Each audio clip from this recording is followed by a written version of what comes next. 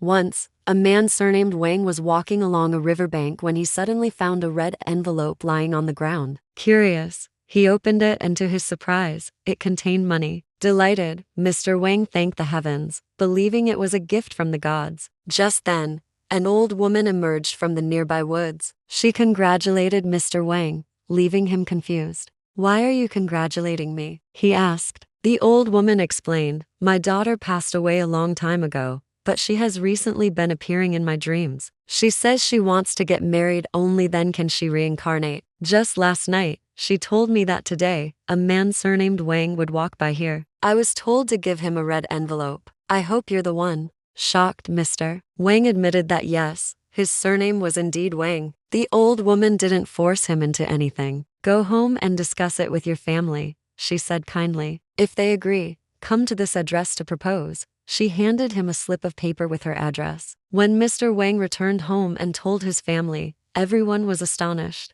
The idea of marrying a ghost bride was unthinkable. But his mother, being a believer in the spiritual, went to have his fortune read. The fortune teller confirmed that Wang was fated to form a bond with the dead, and doing so would bring him good fortune. Convinced, the family agreed. A date was chosen, and they brought wedding gifts to the old woman's house. Following all the traditional customs, they held a full wedding ceremony, just like one for living couples. On the wedding night, both of Wang's parents dreamed of a girl in a bridal dress bowing to them in gratitude. But the story doesn't end there. This wasn't the only ghost marriage known to locals. There was another man, even more extraordinary. He married not one, but 3 ghost brides. The first marriage happened much like Wang's. He found a red envelope and was congratulated by someone nearby. At the time, the man was extremely poor, working as a laborer on construction sites, barely making 1,000 yuan a month. When he heard that marrying a ghost bride could bring him fortune and luck, he agreed. Sure enough, after the wedding, he was promoted to foreman, earning over 50,000 yuan a month. His story even drew media attention. He admitted that sometimes in his dreams, he would feel something at first. He thought it was a wet dream, but soon realized something was off. Later, he found money again, and another person came up to him, saying, "Congratulations."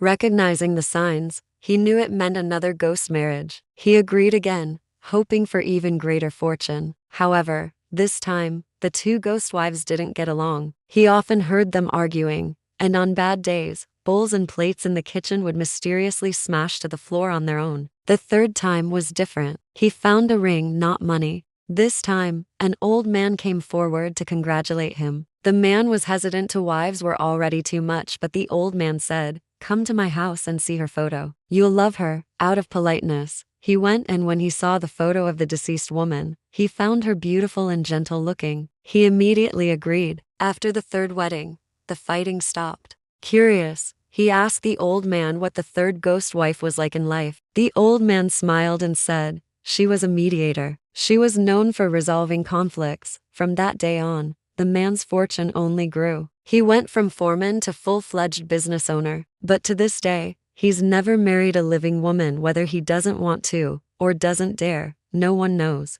Sun Moon Lake is known not just for its beauty, but for its restless spirits. A few years ago, a girls' school from Taiwan went on a field trip to the lake. The trip went smoothly until the students checked into their hotel. Suddenly, one girl about 1.53 meter tall, frail-looking, began acting wildly out of control, as if possessed. Her roommate screamed and called others for help. Even 4 or 5 classmates couldn't hold her down. Then a male tour guide and a teacher joined in, but even with 3 men, they still couldn't subdue her. The scariest part? She suddenly stood up from a lying position without bending her knees, like a zombie. Realizing this was not normal, the group called in a spiritual master. The master arrived, performed a ritual, and even whipped the girl with a leather strap, but strangely, it was as if an invisible shield protected her. The blows landed, but didn't hurt. The master finally said the ritual was done and refused payment, asking only for a piece of red paper as his fee. But soon after he left, the girl began acting up again.